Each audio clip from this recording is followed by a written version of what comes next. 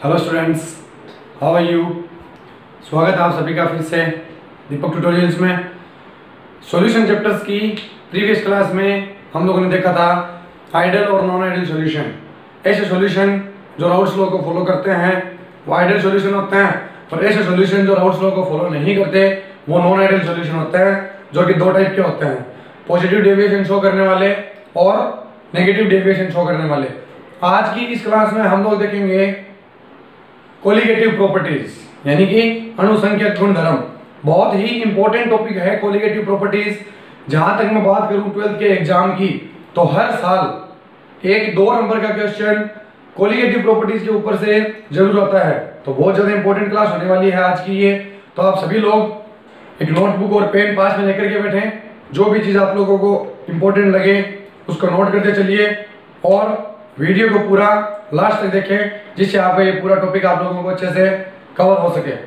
देखिए, आज की क्लास में हम लोग पढ़ेंगे कोलिगेटिव प्रॉपर्टीज। कोलिगेटिव प्रॉपर्टीज या जिसको अपन बोलते हैं अनुसंख्यक गुणधर्म या अनुसंख्यक गुण। तो किसी भी सॉल्यूशन के अंदर कोलिगेटिव प्रॉपर्टीज और अनुसंख्यक गुणधर्म क्या होता है। तो देखिए, कोलिगेटिव प्रॉपर्टीज मतलब कोई भी ऐसी प्रॉपर्टी सॉल्यूशन के अंदर, कोई भी सॉल्यूशन है उस सॉल्यूशन के अंदर ऐसी प्रॉपर्टी जो केवल और केवल सोल्यूट पार्टिकल्स के नंबर के ऊपर डिपेंड करती है। ये है बात, किसी भी सॉल्यूशन के अंदर ऐसी प्रॉपर्टी जो ओनली ऑन सोल्यूट पार्टिकल के नंबर पे डिपेंड करती है, यानी कि विलय पदार्थों की संख्या पर डिपेंड करती है, उस प्रॉपर्टी को हम बोलते हैं कोलिगेटिव प्रॉपर्टीज। ये किस पर डिपेंड करती है? तो only numbers of solute particles. किसी भी सॉल्यूशन के अंदर ऐसी प्रॉपर्टी जो only number of solute particles पर, विलय पदार्थ की संख्या पर निर्भर करती है, उसको अपन कोलिगेटिव प्रॉपर्टीज बोलते हैं। उस सोल्यूट पार्टिकल का साइज कैसा है, उसका मास कैसा है, उस पे चार्ज कितना है, इन सब चीजों से कोई मतलब नहीं होता। केवल हमें ये देखना है कि सोल्यूट पार्टिकल्स का नंबर कितना है, और उस नंबर पे डिपेंड करने वाली जो प्रॉपर्टीज होती है उसको अपन बोलते हैं कोलिगेटिव प्रॉपर्टीज। अभी ओनली इस लैंग्वेज की बात करें अपन, तो शायद आप लोगों को कवर नहीं होगा कि कोई भी ऐसी प्रॉपर्टी जो सोल्यूट पार्टिकल्स के नंबर पे डिपेंड करे वो कोलिगेटिव प्रॉपर्टीज होती है। तो हो सकता है आपको इतनी लैंग्वेज से कम समझ में आए कि कोलिगेटिव प्रॉपर्टीज क्या है। अभी हम इसके टाइप्स की और फिर अपन जब टाइप्स की आगे बात करेंगे तो आप लोगों को कोलिगेटिव प्रॉपर्टीज एकदम अच्छे से क्लियर हो जाएगा। देखिए, कोलिगेटिव प्रॉपर्टीज कुल अपने पास 4 टाइप की है।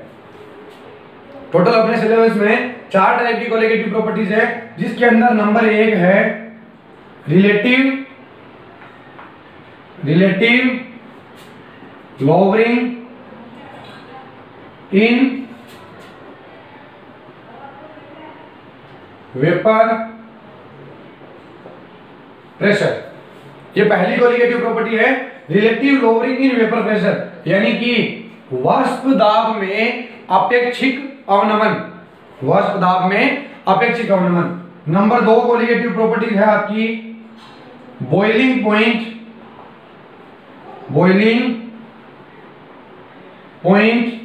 एलिवेशन। बॉइलिंग पॉइंट एलिवेशन यानी कि क्वथनांक में उन्नयन। बॉइलिंग पॉइंट में एलिवेशन यानी कि क्वथनांक में उन्नयन। नंबर 3 जो कोलिगेटिव प्रॉपर्टीज है उसका नाम है freezing point depression. Freezing point depression यानी कि हिमांक में अवनमन। और पॉइंट नंबर 4 जिसको बोलते हैं ऑस्मोटिक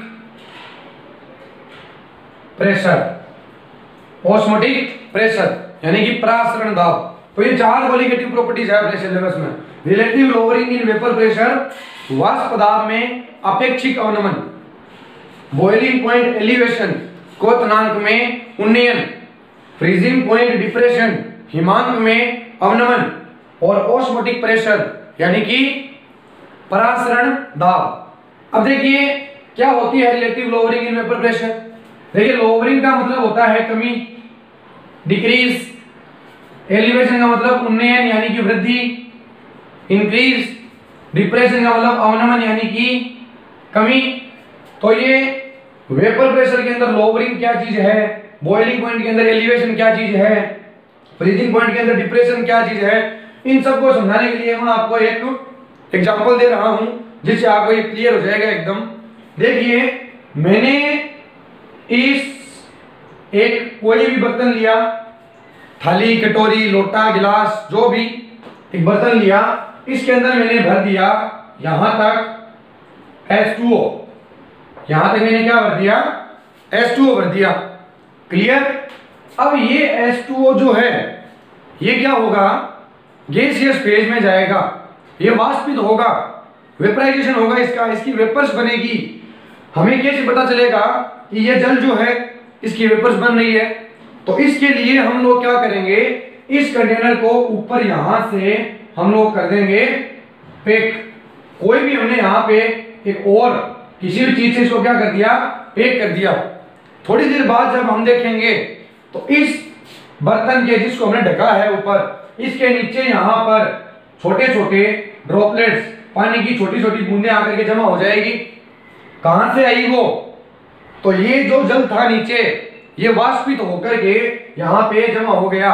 इसके लिए हमको कोई तापमान देने की भी नहीं जरूरत, हमको कोई भी टेम्परेचर, हीट वगैरह की कुछ नहीं जरूरत। ये वाटर ऑटोमेटिकली क्या करता है, वेपर फेज में चला जाता है, गैसियस फेज में चला जाता है। तो इस वाटर और यहाँ पे ये पूरा क्या पड़ा हुआ है, ये गैस पड़ा हुआ है। इतनी दूर में क्या है, गैस है, जो कि इन्हीं वाटर मॉलिक्यूल से मिलकर के बनी है। और अगर यहाँ पे गैस है तो उस गैस का कुछ ना कुछ प्रेशर भी होगा। अगर गैस है तो उस गैस का कुछ ना कुछ क्या होगा, प्रेशर भी होगा। उसी प्रेशर को अपन क्या बोलते हैं, वेपर प्रेशर। अभी ये वेपर प्रेशर कितना है, कुछ भी हो सकता है, ठीक है। 10 mmHg हो सकता है, 20 बार हो सकता है, 50 बार, 100 बार। ये एक यूनिट है वेपर प्रेशर की, कितना भी वेपर प्रेशर हो सकता है। अभी मैंने क्या किया, इसके अंदर मैंने मिला दिया थोड़ा सा शुगर, थोड़ी सी मैंने क्या ऐड कर दी, इसमें चीनी ऐड कर दी। अभी चीनी ऐड करने पर यहां पर वेपर्स बनेगी, लेकिन ओनली वाटर के अंदर जितनी वेपर्स यहां पे बन रही थी उतनी वेपर्स जब अपन शुगर ऐड कर देंगे तब नहीं बनेगी।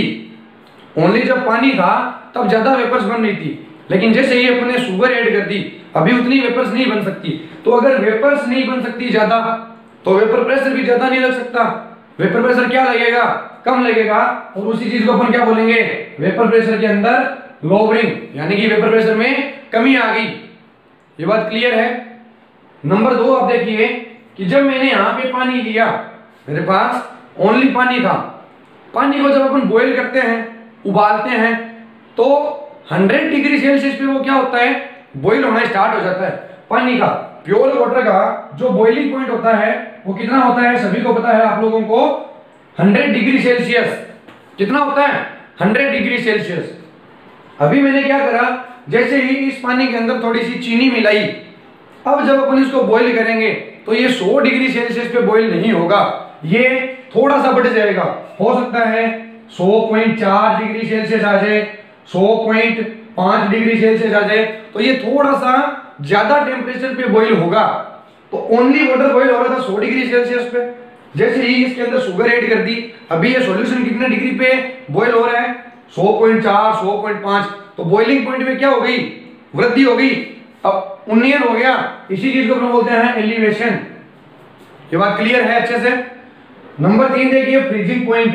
फ्रीजिंग पॉइंट क्या होता है, हिमांक, जमाव बिंदु। कोई भी ऐसा पॉइंट जिसके ऊपर कोई लिक्विड जो है वो सॉलिड स्टेट में आ जाए। तो जब अपन वाटर को फ्रीज करेंगे तो 0 डिग्री सेल्सियस के ऊपर वो क्या होगा, बर्फ बन जाएगा। 0 डिग्री सेल्सियस पे क्या होगा, बर्फ बन जाएगा। अगर मैं केल्विन में बात करूं तो 273 केल्विन पे वो क्या करेगा, बर्फ बन जाएगा। तो ओनली पानी की अगर बात करूं तो वो 0 डिग्री सेल्सियस यानी कि 273 केल्विन पे क्या हो रहा है, फ्रीज हो रहा है, जम रहा है, बर्फ बन रही है उसकी। लेकिन अगर मैंने थोड़ी सी शुगर ऐड कर दी, अगर थोड़ी सी शुगर ऐड कर दी, तो अब ये जो सॉल्यूशन होगा ये कितने डिग्री सेल्सियस पे जमेगा? 0 डिग्री सेल्सियस पे नहीं जमेगा, ये थोड़ा सा कम टेम्परेचर पे ही जम जाएगा। 273 की बजाय मान लो 272 या 271 केल्विन पे जम जाए। अगर मैं डिग्री सेल्सियस में बात करूं तो -1 डिग्री सेल्सियस, -2 डिग्री सेल्सियस पे जम जाए। तो ओनली वाटर की कंपेयर में जो फ्रीजिंग पॉइंट था वो क्या हो गया? कम हो गया। तो इसको अपन बोलते हैं फ्रीजिंग पॉइंट के अंदर डिप्रेशन। ये बात क्लियर? फ्रीजिंग पॉइंट में डिप्रेशन आ गया। देखिए ऑस्मोटिक प्रेशर, ऑस्मोटिक प्रेशर को अपन इन तीनों से अलग, जो नेक्स्ट क्लास अपनी आएगी उसके अंदर अपन पढ़ेंगे ऑस्मोटिक प्रेशर, बिकॉज ये इन तीनों से ही क्या है? अलग है। तो कोलिगेटिव प्रॉपर्टीज क्या चीज होती है? कोई भी ऐसी प्रॉपर्टी जो किसी सॉल्यूट पार्टिकल के नंबर पे डिपेंड करे। ये होती है 4 टाइप की। ये चारों टाइप आपके सामने लिखे पड़े हैं। अब वेपर प्रेशर में लोअरिंग क्या होती है मैंने समझाया आपको, बॉइलिंग पॉइंट में एलिवेशन समझा दिया, फ्रीजिंग पॉइंट में डिप्रेशन कैसे होता है वो क्लियर है। लेकिन मेनली अगर अपन बात करें अभी तक, तो ये कोलिगेटिव प्रॉपर्टीज क्या चीज होती है? सही से अभी भी अपने समझने में इसको दिक्कत है कि कोई भी ऐसी प्रॉपर्टी जो सोल्यूट पार्टिकल के नंबर पे डिपेंड करे, लेकिन सोल्यूट पार्टिकल के नंबर पे कोई प्रॉपर्टीज कैसे डिपेंड कर सकती है? तो कोलिगेटिव प्रॉपर्टीज अभी तक पूरी चीज क्या है नहीं समझ में आई आप लोगों को। तो अभी मैं आपको एक और एग्जांपल देकर के ये बताऊंगा ओनली कि कोलिगेटिव प्रॉपर्टीज क्या चीज होती है, फिर अपन इन चारों टाइप्स की बात करेंगे। तो देखिए कोलिगेटिव प्रॉपर्टीज, देखिए आप लोग कोलिगेटिव प्रॉपर्टीज के अंदर सपोज मैंने यहां पर लिया हुआ है ओनली H2O। क्या लिया? H2O। जब मैं इसको बॉइलिंग करूंगा तो इसका जो बॉइलिंग पॉइंट आएगा वो कितना आएगा भाई? 100 डिग्री सेल्सियस आएगा। ये बात क्लियर? अब मेरे को बनाना है सॉल्यूशन। मैंने सॉल्यूशन बनाया 1 molar glucose solution.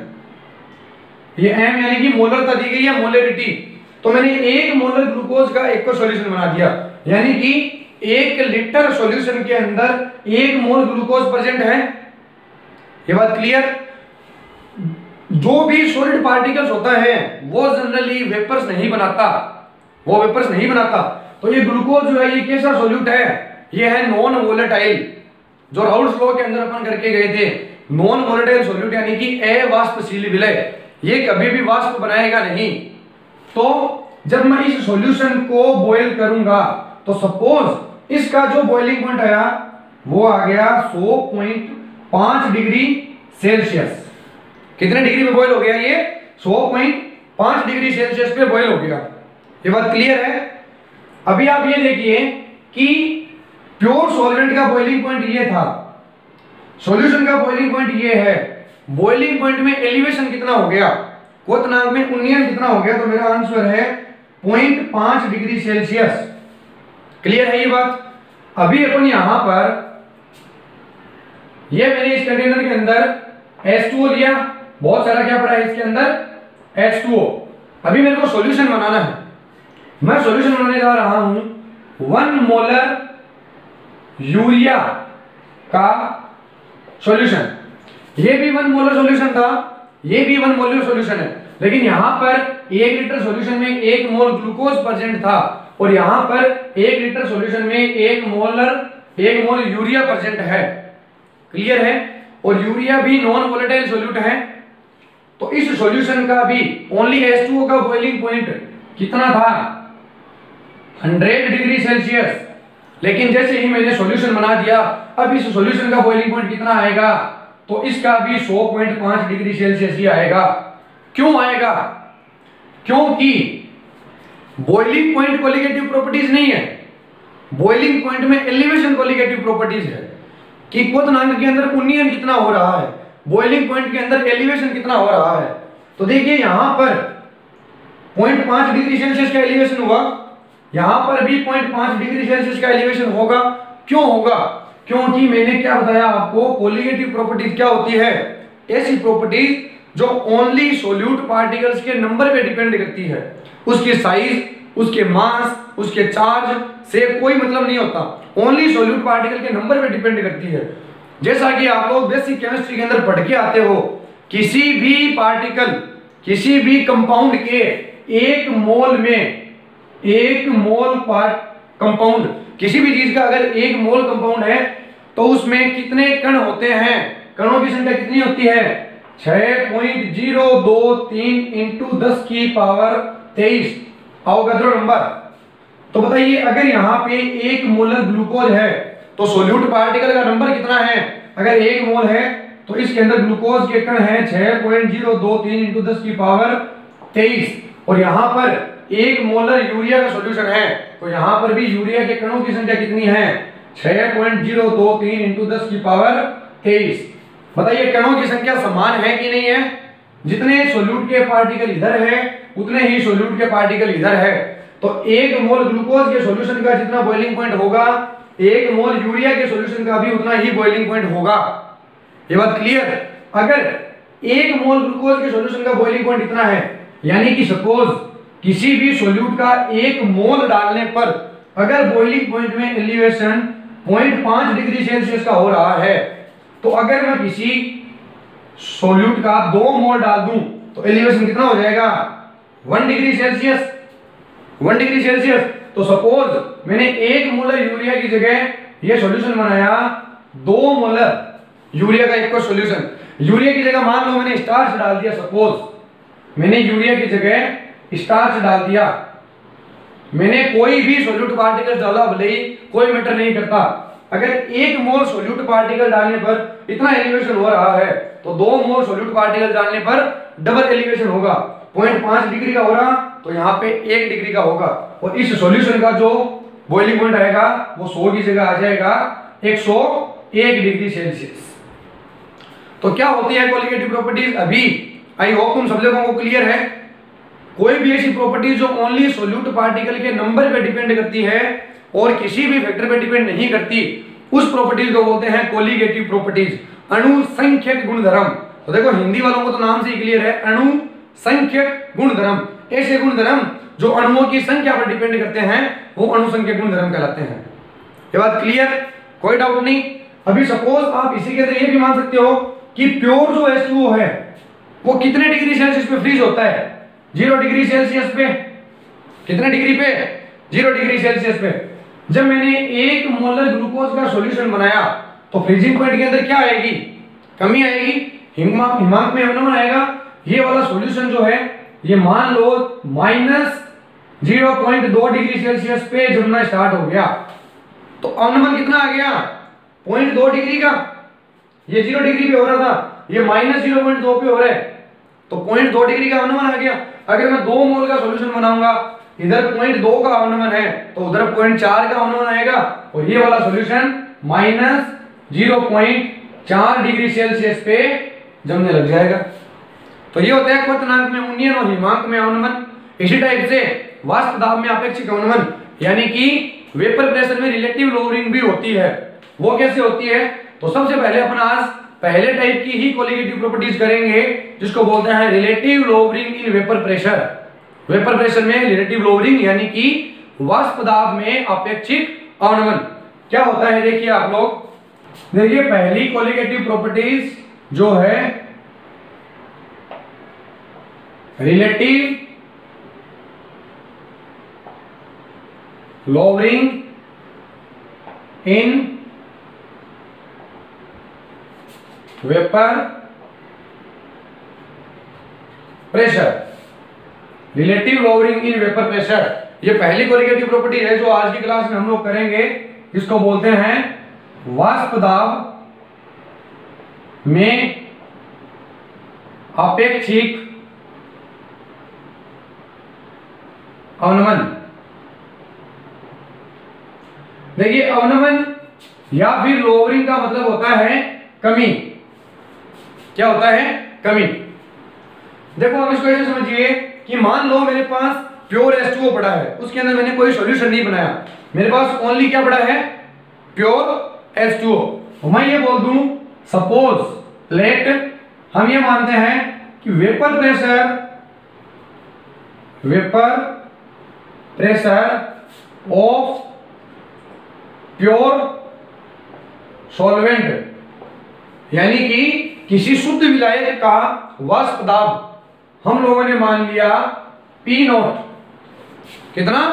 P not. जब मैं उसके अंदर कोई सॉल्यूट मिला दूंगा, सॉल्यूशन बन जाएगा, उस सॉल्यूशन का जो वेपर प्रेशर होगा वो कितना होगा? तो मैं यहां पर लिख दे रहा हूं वेपर प्रेशर ऑफ सॉल्यूशन। जो ओनली आपके पास सॉल्वेंट था H2O, उसका वेपर प्रेशर P नॉट था। अभी मैंने सॉल्यूशन बना दिया तो उस सॉल्यूशन का वेपर प्रेशर कितना होगा? P। कितना हो गया? P। देखिए मैंने अभी आपको क्या बताया कि यहां पर ओनली H2O पड़ा था, तो यहां पर क्या बन रही थी? वेपर्स, और वो वेपर्स इस H2O के ऊपर क्या कर रही थी? प्रेशर लगा रही थी। उस प्रेशर को मैंने कहा वेपर प्रेशर, और वो वेपर प्रेशर था P नॉट। अभी जब मैंने इसके अंदर शुगर मिला दी, चीनी मिला दी, सोल्ट मिला दिया, यूरिया मिला दी, स्टार्च मिला दिया, कुछ भी मिला दिया, तो वेपर्स पहले की कंपेयर में कम बनेगी, और अगर वेपर्स कम बनेगी तो वेपर प्रेशर भी कम लगेगा, और जो कम लग रहा है वो कितना लग रहा है? P। तो P नॉट ज्यादा है, P कम है। ये बात क्लियर? P नॉट ज्यादा था, P कम है। तो सॉल्वेंट का वेपर प्रेशर था P नॉट और सॉल्यूशन का वेपर प्रेशर है P। अब आपको कोई पूछे कि बताओ वेपर प्रेशर के अंदर लोवरिंग कितनी आई, कमी कितनी आई, तो अपन क्या लिखेंगे? Lowering in vapour pressure, lowering in vapour pressure. Vapour pressure के अंदर लोवरिंग कितनी आई, कितनी कमी आई? तो पहले ये था, अभी ये हो गया, तो कमी आ गई P नॉट माइनस P। ये बात clear? P not minus P।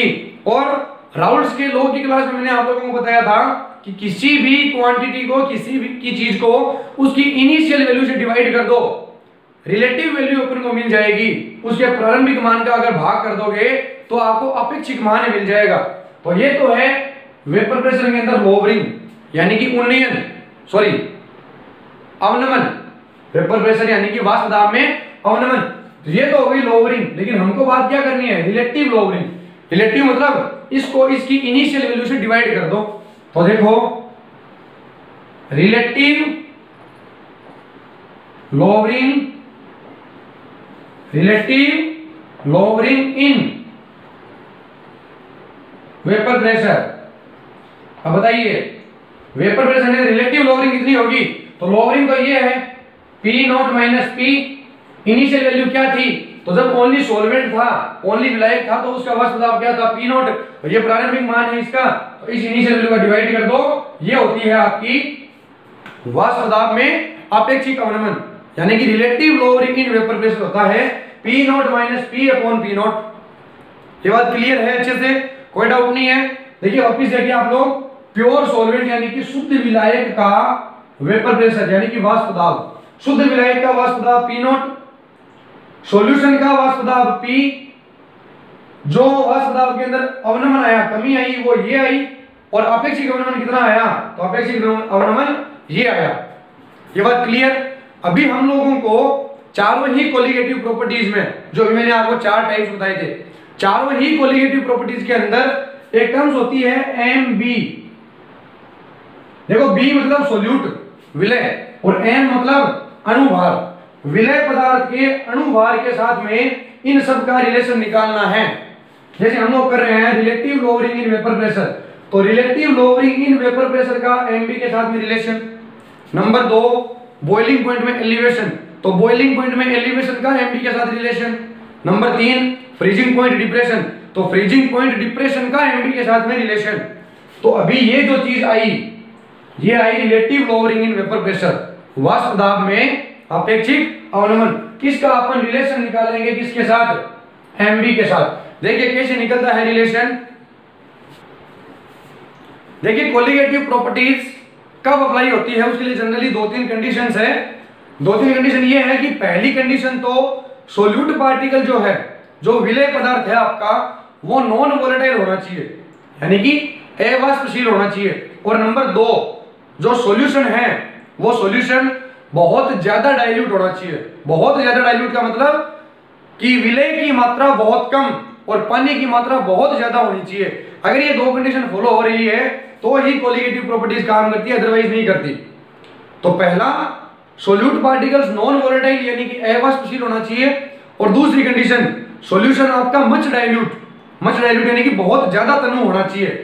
तो देखिए अभी हम लोगों ने निकाला वाष्प पदार्थ में अपेक्षित गलनांक क्या था, P not minus P upon P not, इसके साथ में MB का रिलेशन। देखिए राउल्ट बाबा, याद है राउल्ट का लॉ? राउल्ट ने नॉन वोलेटाइल सॉल्यूट के लिए एक लॉ दिया था, किसी भी सॉल्यूशन के अंदर नॉन वोलेटाइल सॉल्यूट की जो मोल फ्रैक्शन है XB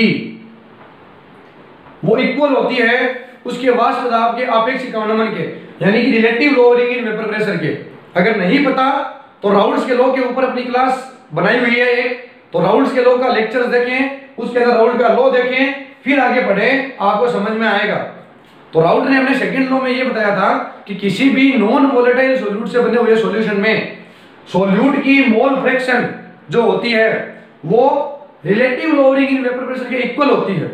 तो XB is equals to P not minus P upon P not. ये बात क्लियर? बताइए सॉल्यूट पार्टिकल का मोल फ्रैक्शन हम लोग कैसे निकालेंगे? तो मोल फ्रैक्शन मैंने आपको निकालना बताया हुआ है। मान लो A और B दो चीजों से मिलकर के सॉल्यूशन बना हुआ है। अगर अपन को B का मोल फ्रैक्शन निकालना है तो क्या करेंगे, B के मोल बट्टा B के मोल प्लस A के मोल, ये काम करते हैं अपन। तो ये वाली वैल्यू अपन यहां लिख देंगे। तो देखो XB किसी का लिखेंगे NB upon NB plus NA is equals to P not minus P upon P not. ये बात क्लियर? किसी भी चीज का अगर मोल निकालना है तो मोल के लिए फॉर्मूला क्या होता है? मोल के लिए फॉर्मूला होता है वेट अपॉन मॉलिक्यूलर वेट, भार बट्टा अणु भार, ठीक है। तो अगर NB निकालना है तो अपन कर देंगे WB अपॉन MB अपॉन वापिस NB निकालना है तो WB upon MB plus NA निकालना है तो WA upon MA is equals to P not minus P upon P not. ये तीनों स्टेप क्लियर है? पहला स्टेप, ये सेकंड स्टेप और ये थर्ड स्टेप, इतना क्लियर? अभी आगे देखिए आप लोग, आगे क्या होगा। अभी मैंने आपको बताया कि कोलिगेटिव प्रॉपर्टीज कब काम करेगी, जब आपका सॉल्यूशन मच डाइल्यूट हो, बहुत ज्यादा तनु हो। और बहुत ज्यादा तनु का मतलब कि जो A है, विलायक है, वो A बहुत ज्यादा है किससे? B से। A जो है वो बहुत ज्यादा है B से। तो उस कंडीशन में हम क्या करेंगे, इस B को नेगलेक्ट कर देंगे, इसको नगण्य मान लेंगे, जीरो मान लेंगे। ऐसा कैसे? सपोज मान लो मैं आपको ये कहूं कि आपके पास 1000 रुपए का एक नोट पड़ा था, आपके पास 1000 रुपए पड़े थे, किसी ने आपको आ करके 1 रुपया और दे दिया। अभी आपकी पॉकेट में कितने रुपए हो गए? तो अभी आपकी पॉकेट में रुपए हो गए 1001। अब कोई भी आपसे पूछे कि भाई आपके पास कितने रुपए हैं, तो अपन 1001 बोले चाहे 1000 बोले, कोई विशेष फर्क नहीं पड़ता। इस 1000 के सामने इस 1 रुपए को नेगलेक्ट किया जा सकता है। बिल्कुल उसी तरीके से जब A के सामने B की वैल्यू बहुत छोटी हो तो अपन इस B को क्या कर देंगे, नेगलेक्ट कर देंगे। क्लियर? लेकिन कब कर देंगे B को नेगलेक्ट? जब इस B के साथ में A हो तब। अगर 1 रुपया है मेरे पास, उसी को नेगलेक्ट कर दूं, ऐसा तो हो नहीं सकता, है ही 1 रुपया, तो उसको नेगलेक्ट नहीं किया जा सकता। तो अगर इस B के सामने अगर A आ गया तो ये B नेगलेक्ट हो जाएगा। इसका मतलब इस वाली जगह पे B भी है और A भी है, तो इस B को क्या कर दिया जाएगा, नेगलेक्ट कर दिया जाएगा। ये बात क्लियर? तो ये क्या बन जाएगी चीज, देखिए आप लोग, ये बन जाएगा WB बट्टा MB, WB बट्टा MB बट्टा अपॉन WA अपॉन MA। तो WA upon Ma is equals to P not minus P upon P not. ये बात क्लियर?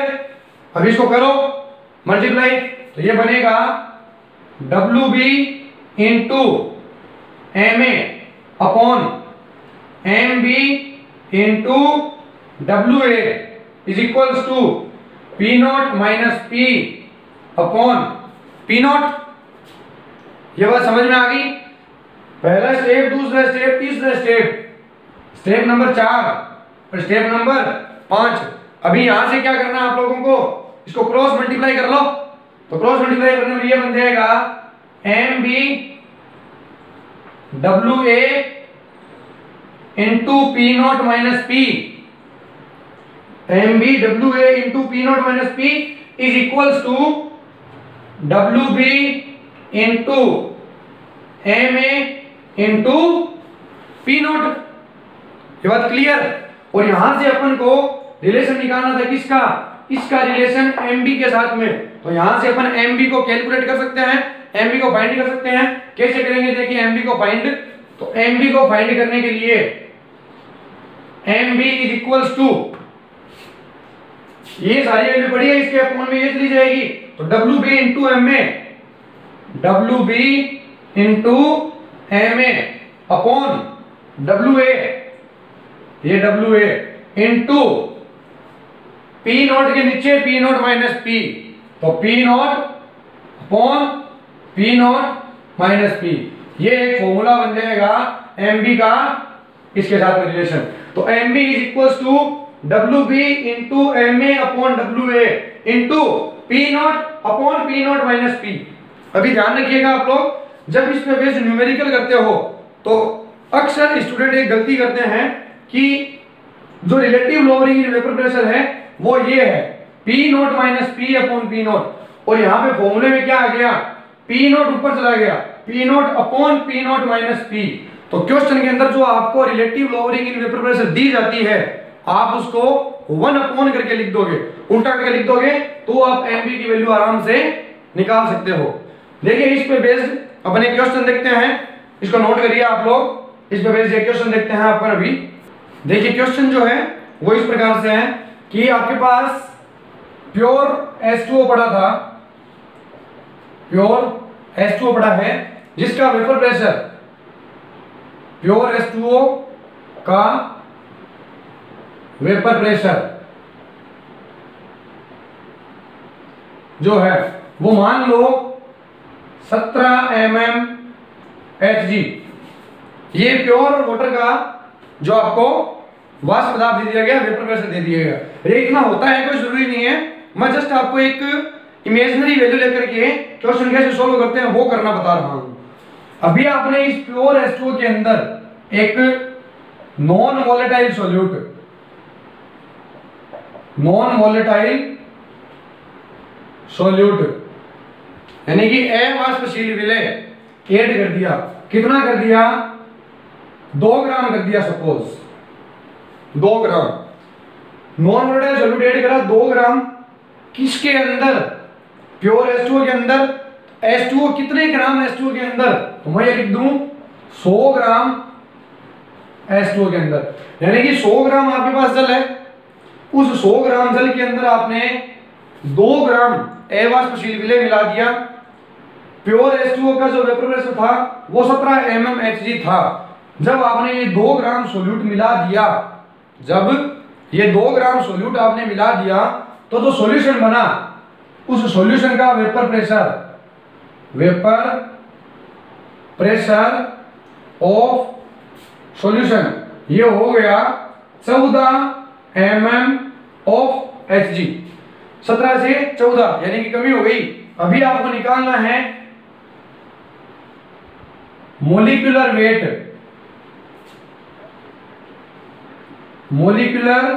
वेट ऑफ सॉल्यूट यानी कि MB आप लोगों को फाइंड करना है। जनरली इस टाइप के बहुत सारे क्वेश्चन 12th के अंदर पूछे जाते हैं, एक क्वेश्चन आपसे जरूर एग्जाम के अंदर पूछा जाएगा। तो देखिए 100 ग्राम जल था जिसका vapour pressure 17 mm of Hg था, उसके अंदर जब आपने 2 ग्राम अवाष्पशील विलय मिला दिया तो उस सॉल्यूशन का वेपर प्रेशर 14 mmHg हो गया। उस सोल्यूट पार्टिकल का, उस विलेय पदार्थ का अणुभार ज्ञात कीजिए। तो देखिए अभी हम लोग एक फॉर्मूला डिराइव करके गए हैं जो ये था mb is equals to wb into ma upon wa into p not upon p not minus p। Clear है ये बात? देखिए p not minus p upon p not क्या होता है? अवनमन,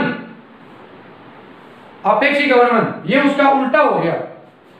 mb आप लोगों को फाइंड करना है, wb यानी कि विलेय पदार्थ का भार कितना है। तो कितना विलेय पदार्थ मिलाया है आप लोगों ने? 2 ग्राम बट्टा wa भार, a यानी कि विलायक, विलायक का भार यानी सॉल्वेंट का भार। कितना H2 लिया था अपन ने? 100 ग्राम। 100 ग्राम के अंदर 2 ग्राम मिलाया था, तो 2/100 इंटू ma, m मतलब अणुभार, a मतलब विलायक का, सॉल्वेंट का। तो सॉल्वेंट यहाँ पे H2O है और H2O का अणुभार कितना होता है? 2 और 16 18। तो H2O का अणुभार 18, तो 2/100 इंटू 18 इंटू, अब इसको पूरी वैल्यू को ब्रैकेट में लिख दे रहा हूं। देखिए P नॉट होता है प्योर सॉल्वेंट का वेपर प्रेशर, अभी अपन करके गए थोड़ी देर पहले। P नॉट यानी कि शुद्ध विलायक का वाष्प दाब, और शुद्ध विलायक का वाष्प दाब कितना है? 17। तो ये 17 बट्टा P नॉट माइनस P, कमी कितनी आ गई? सोलवेंट का था 17, सॉल्यूशन का बन गया 14, तो 17 माइनस 14 डायरेक्ट करके मैं यहां लिख दूं 3। ये लीजिए, ये आपका बन गया 2 इंटू 18 इंटू 17 बट्टा 100 इंटू 3।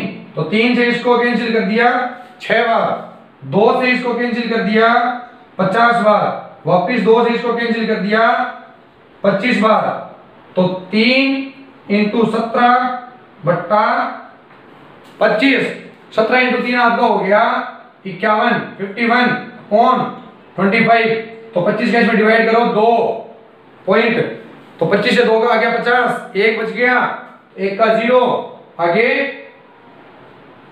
2.02। ये 2.02 क्या आ गया? उस सोल्यूट पार्टिकल का जो विलेय पदार्थ हमने मिलाया था उसका अणुभार 2.02 है। तो इस तरह से आपको यहाँ पे कोई भी वैल्यूज दी जा सकती है, उस वैल्यूज को पुट करके आप लोगों को आंसर निकालना है। क्लियर है ये बात? कोई डाउट यहाँ तक नहीं है? अगर नहीं है तो मैं आप लोगों को इसी पे बेस्ड एक क्वेश्चन दे रहा हूं जिसका आंसर आप लोग निकालोगे और कमेंट के अंदर मेरे को उसका आंसर बताओगे। नेक्स्ट वीडियो में मैं उसको सॉल्यूशन आपको दूंगा। देखिए प्योर बेंजीन, प्योर बेंजीन यानी कि शुद्ध बेंजीन, उसका वाष्प दाब आप लोगों को दिया जा रहा है 24 बार। ये बार भी एक वाष्प दाब की यूनिट है, तो शुद्ध बेंजीन का वाष्प दाब आपको दे दिया 24 बार। जब आप लोगों ने 80 ग्राम बेंजीन में ऐड कर दिया 15 ग्राम सोल्यूट, ये कोई भी सोल्यूट हो सकता है XYZ। प्योर बेंजीन का वाष्प दाब 24 बार था। जब आपने 80 ग्राम बेंजीन के अंदर 15 ग्राम सोल्यूट ऐड कर दिया तो जो सॉल्यूशन बना, उस सॉल्यूशन का जो वेपर प्रेशर आया वो आ गया 21 बार। कितना आ गया? 21 बार। क्लियर है ये बात? बेंजीन का फॉर्मूला मैं आपको बता दूं C6H6 होता है। तो प्योर बेंजीन का वाष्प दाब 24 बार, 80 ग्राम बेंजीन में 15 ग्राम सोल्यूट मिला दिया तो 21 बार रह गया उसका वेपर प्रेशर। अभी आप लोगों को MB की वैल्यू फाइंड करनी है कि ये आपने जो सोल्यूट डाला है 15 ग्राम, जो 15 ग्राम विलेय डाला है उसका अणुभार कितना आएगा। तो ये पहले टाइप की कोलिगेटिव प्रॉपर्टी अपनी relative lowering in vapour pressure यानी कि वाष्प दाब में अपेक्षिक अवनमन बहुत ज्यादा इंपॉर्टेंट है।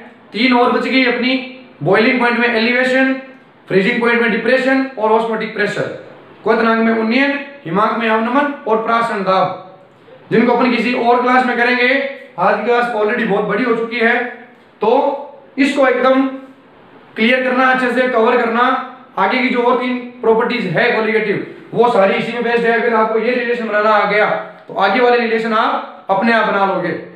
आई होप ये colligative properties type first boiling vapour pressure में रिलेटिव लोअरिंग आप सभी लोगों को क्लियर है। फिर भी अगर किसी को कोई भी डाउट आता है तो कमेंट के अंदर अपना डाउट डालें, उसका आंसर मैं आपको नेक्स्ट वीडियो में या कमेंट के अंदर जरूर बताऊंगा। Thank you for watching.